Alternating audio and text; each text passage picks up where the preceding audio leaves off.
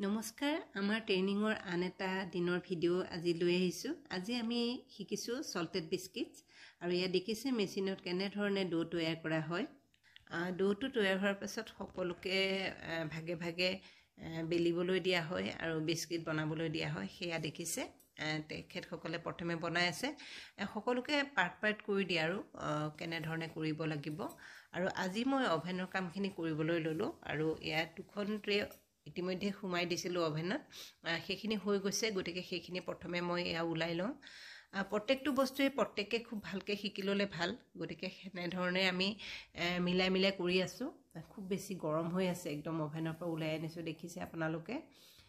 Temperature কিমান দিব লাগিব, কিমান সময় ৰাখিব লাগিব, সকলোখিনি ছাৰে আমাক খুব ধুনীয়াকৈ বুজাই দিছে আৰু সেইমতে আমি এয়া কৰি আছোঁ, দেখিছে আপোনালোকে।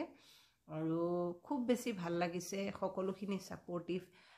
ইজন সিজনে দেখুৱাই দিছোঁ, বুজাই দিছোঁ, নজনাটো শিকিছোঁ ইজনে সিজনৰ পৰা তেনেকৈ। আৰু এয়া হৈছে দীপজ্যোতি, মোক অকণমান সি সহায় কৰি দিছে। এয়া দেখিছে, আমি সকলোখিনি লেডিজ, অকল দীপজ্যোতিয়ে জেণ্টছ হয়, কিন্তু খুব বেছি ভাল, ছাপৰ্টিভ, ফ্ৰেণ্ডলি ল'ৰাজন। আৰু এনেকৈ আমি কৰি আছোঁ, আপোনালোকক দেখুৱাই থাকিম আৰু কি কি শিকোঁ, কেনেধৰণে শিকোঁ, চাই থাকিব। Thank U.